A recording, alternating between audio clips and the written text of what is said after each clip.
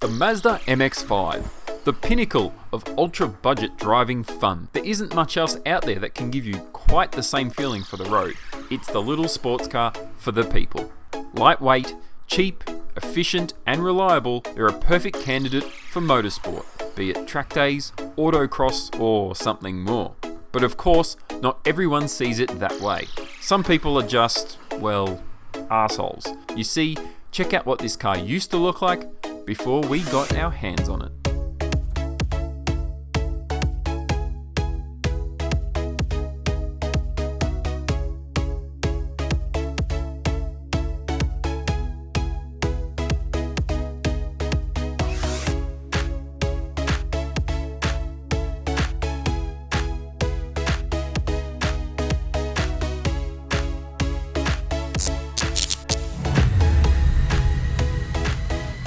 And, well, here she is, the finished result.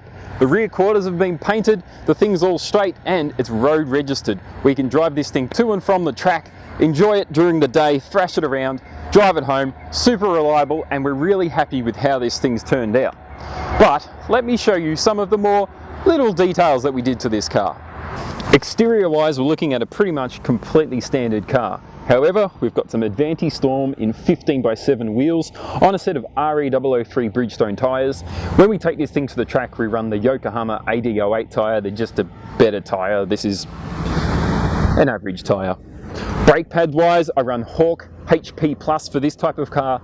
Your general sort of everyday slash weekender slash occasional track day car, the Hawk HP Plus is my preference.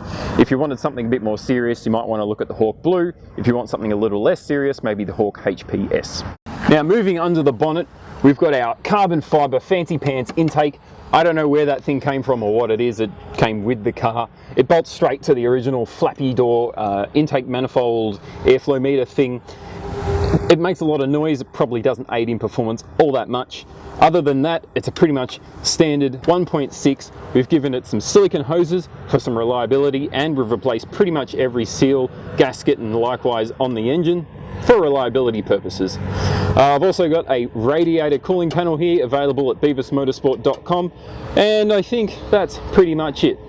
Oh, she's got a new clutch as well because the old one was a little bit slippy. I should also mention both engine mounts have been upgraded to the Mazda speed mounts, and we've got a fancy exhaust system here which was 50 bucks. It was cracked, I welded it up. It might not last very long.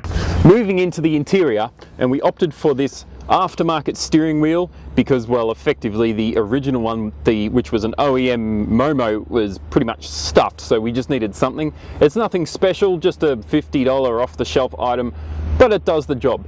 To give it a bit more space away from the cluster, there's a 1-inch spacer in behind here.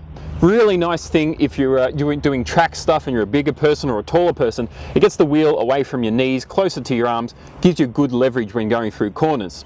Also inside, we've got a BEAVIS Motorsport short shifter here, although running the OEM shift knob, so it's super sleek install, and a Sparco Sprint bucket seat bolted directly to the floor. This is, again, a really useful item for a bigger person like myself, over 6 foot, or my brother who drives this thing, likewise, also over 6 foot. We've got a nice air freshener here, a smiley face, because, well, that's the face that you make every time you drive this thing. A buzzy little, mostly standard NA6, it makes you smile. Another point of note in the interior is the lack of an AC button. It gets rather toasty in here when all you've got is a kind of warm air blowing fan. There's no cold air in this thing in summer. Above my head is our new soft top. It's a cheapy eBay $300-ish soft top. I fixed the original frame, so it's the cheap solution to a damaged roof, but it works and it's perfectly applicable for this application. And the last thing to mention is the fire extinguisher, a necessary item when doing track days here in Australia. Minimum requirement is a 1 kilogram extinguisher. They're pretty easy to get, they're about 30 bucks. Super nice thing to have in a car where you're going to be doing track day type stuff. Moving round back, the only thing really to mention here is the fiberglass boot and the fancy pants toe sticker. I suppose we could also mention that you do need a blue triangle I've got here on the rear quarter panel, and look at our fancy historic rego plates. These things mean that, well, we can drive this thing on cheap rego because it's only driven once or twice a month. Now I should add, underneath the car, the original sway bars, OEM bushes are all still there. However, I have upgraded this car to a set of NB turbo shocks, so it's got the Bilsteins with the red springs. And the last thing to mention here is the exhaust. We've got an aftermarket catback. It's pretty average, but again, 50 odd bucks.